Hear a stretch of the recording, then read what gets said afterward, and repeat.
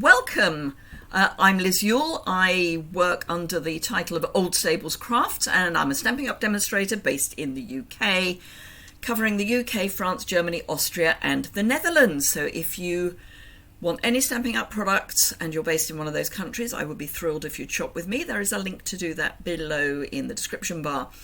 You can also join my team, and there is an amazing joining offer on at the moment. The details are over on my website, and they will be linked in the description bar below under associated blog post. You'll have lots of information about what I'm going to talk to you about today, and there's the information about the current joining offer, which is always amazing, but is particularly amazing at the moment.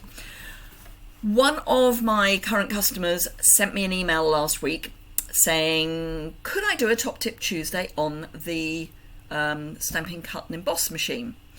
And I thought, yay, someone sent me a topic that I can do, because coming up with the topics is always quite difficult. So I am going to do a review of the Stampin' Cut and Emboss machine. So I'm going to flip the camera down. It's going to be interesting trying to squeeze it into the frame, but I will do my best. So let's flip down. So this is the Stampin' Cut and Emboss machine. This is it from above. This is it from the side. This is the large. So this is the standard cut and emboss machine rather than the mini, and I'm going to concentrate on the standard in today's top tip.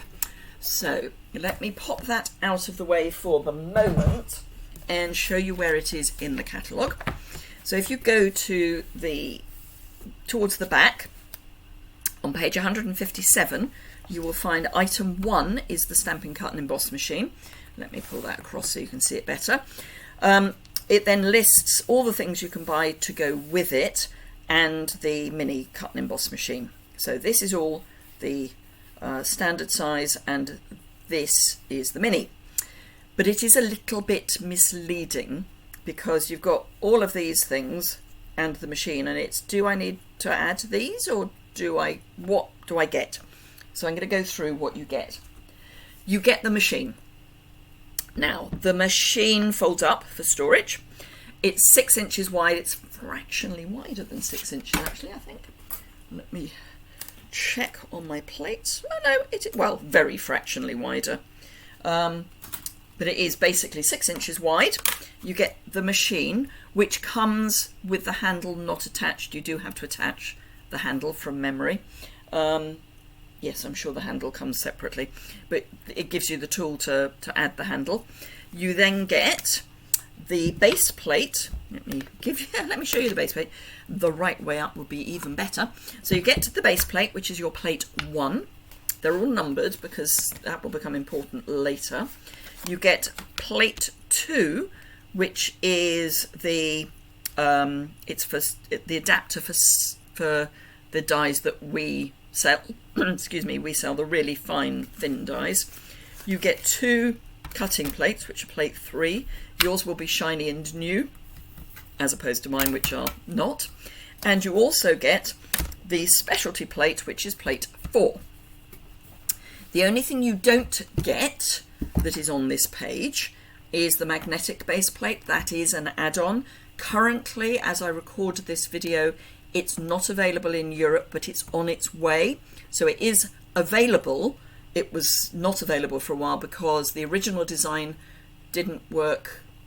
It bowed a lot. And this is, they say, it has a reinforced backing, which is to stop that bowing.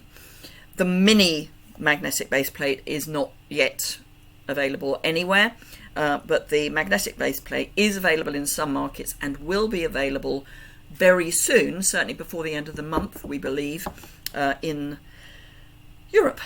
So you get all of these. The only add-on would be the magnetic base plate, but these all come with your machine.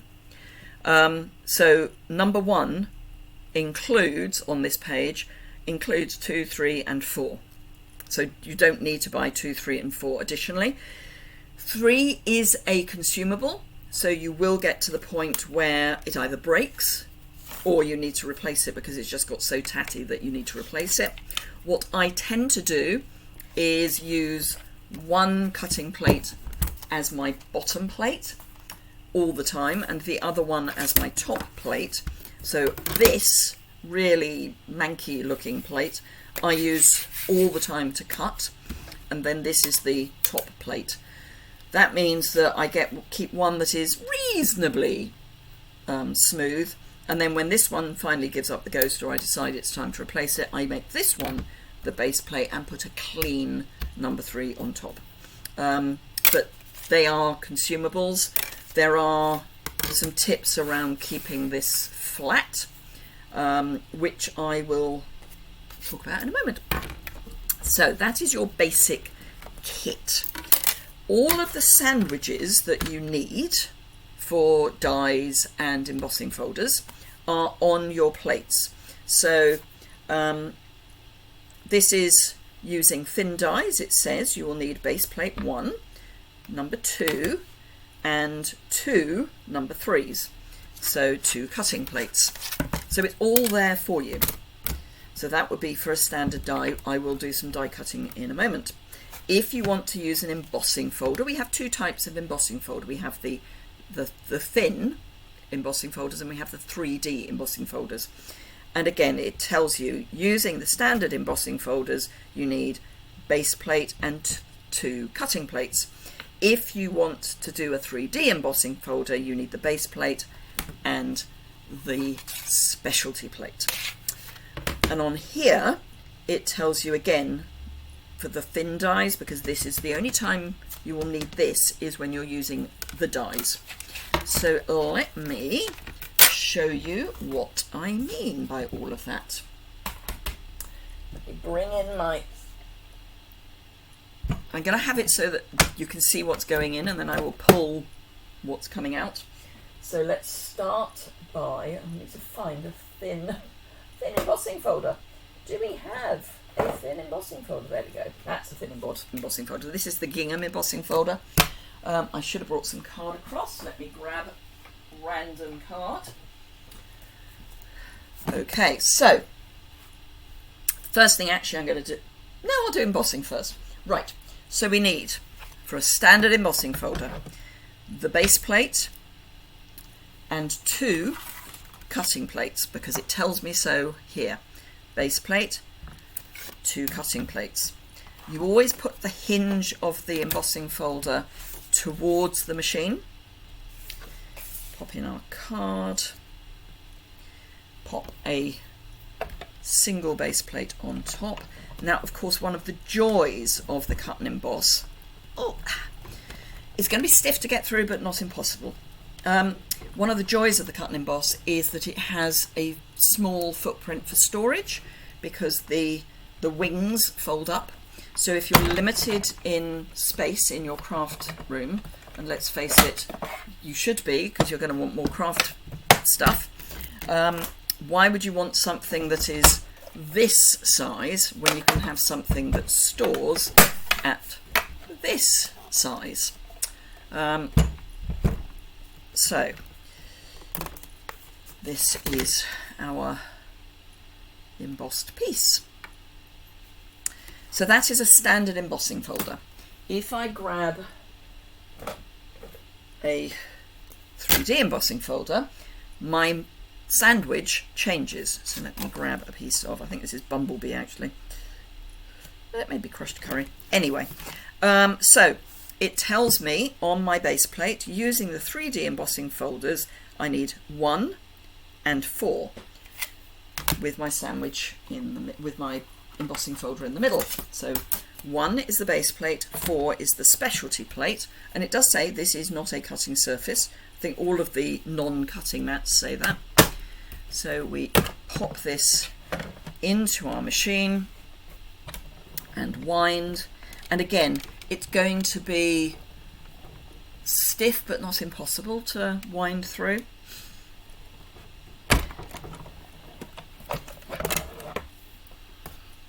Flip that up again, and this is, as I say, the joy of this machine, is you just flip it up, and then we can take off our top plate, and we have our beautiful embossed piece of card.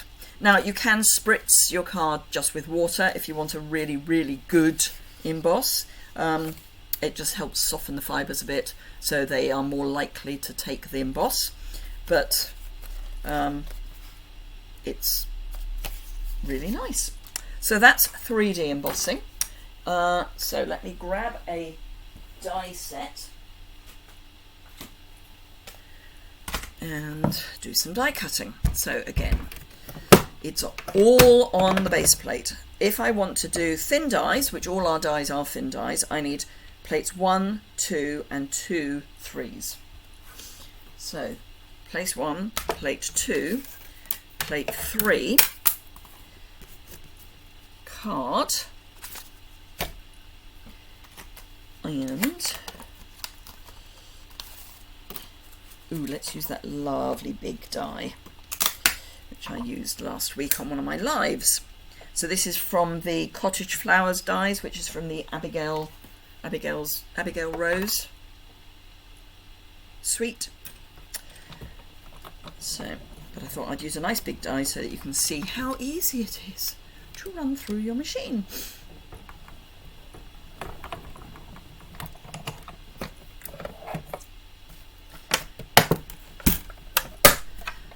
That out of the way and do a reveal, and then all these bits just pop out like that. And some of these do actually match the stamps, not all of these shapes do, but the big flower and these three match one of the two of the stamps. And I did show last week how you can stamp them after the event with your Stamparatus, but ensuring that your stamp lines up perfectly. So these are the, in inverted commas, waste, and this is the die cut. But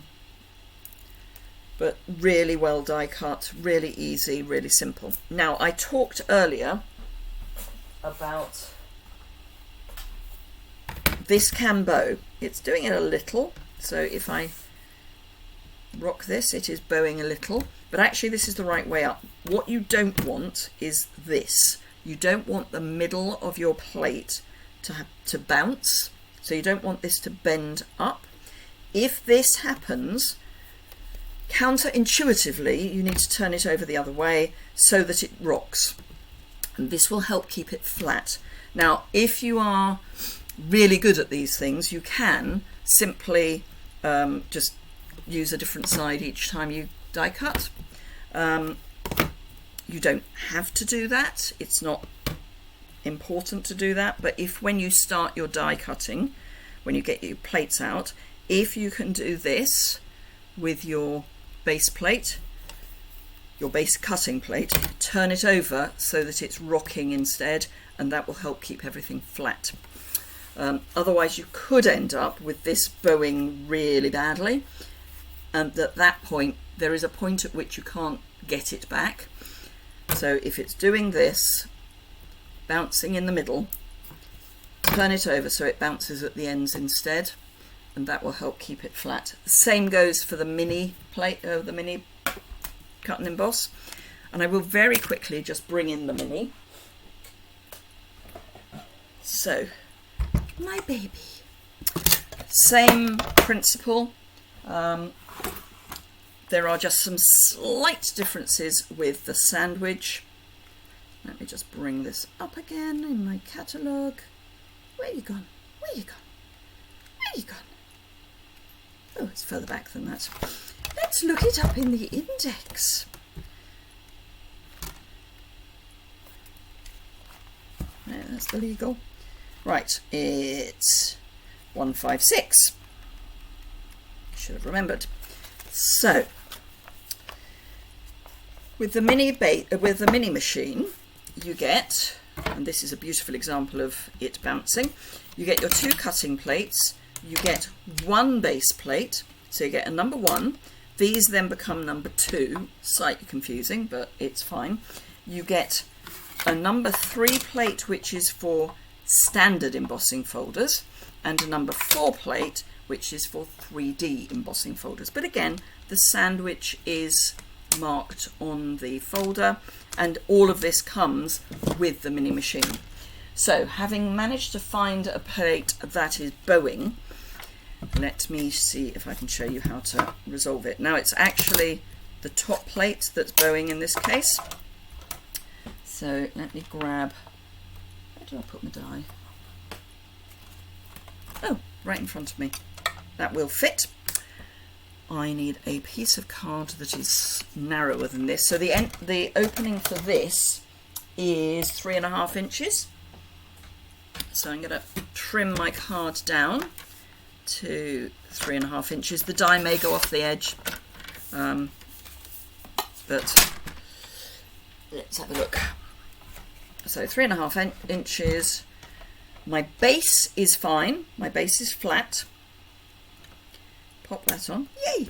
This is bowing. So rather than putting it through, this is where it gets slightly confusing. So you need to have it so that the gap is where the die is. So on the if this was my base plate, my base cutting plate, I'd put it through like this, so it's rocking, rather than like this, where it's pushing. But because this is my top plate, I want it the other way up, so that it's rocking, against the top, if you see what I mean. So for this one, it's bow side down. It's a bit confusing, but and we can wind it through.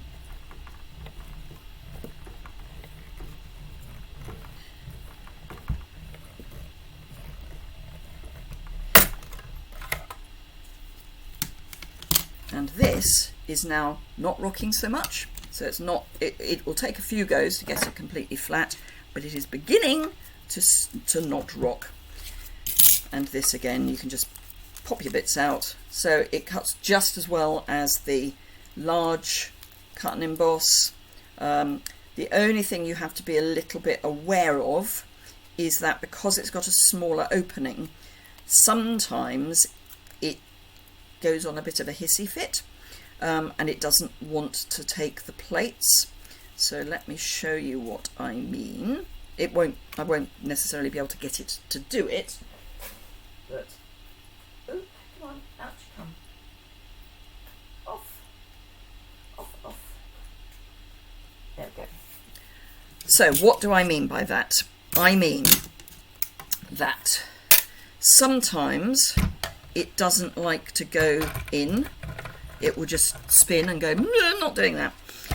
It's because it's got a very small opening. So what you want to do is, if that happens, bring your bottom cutting plate back, push your top cutting plate forward a bit, and it will be much easier to put it through, because you're putting a smaller bit through first. So it's like a triangle. It's like you're putting it through that way, rather than a solid edge. You're putting it through a little edge, so it will find it easier to take it through.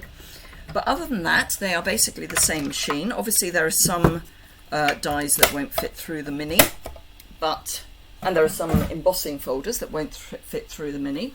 But if we take a look at the back of the catalogue, let me find some dies. Here we go. This will do. So there is an image here that says mini, and that basically means that these are sized to go through the mini. This is sized to go through the mini. This isn't. You may find that some of the individual dies will go through, but the big ones won't. Now this doesn't have a mini symbol because it depends on how wide your piece of card is. But these will go through the mini. Mini, not mini, because this is actually one large die. In fact, I think it's two large dies. And the same with the bundles. So fits through the mini, fits through the mini, doesn't fit through the mini because there's this big die that won't fit through, but the individual dies might. So just be aware that if you're buying the mini, you do need to buy dies that are the size to go through the mini. The same applies with the embossing folders. If I can find those quickly. Page 176. Large, large, mini. Now often the mini has two folders, so it's a bit easier to see, but this is the mini symbol. Large, large, large, large, mini, large. So same applies. So just keep your eye open. If you're buying the mini, just keep your eye open for that little symbol that shows that it will fit through the mini. I think there is a yes. Oh no, it doesn't actually say it at the back, at the front. Okay, I assumed they would say it at the front. Maybe they've got it at the beginning of the whole section on die cutting.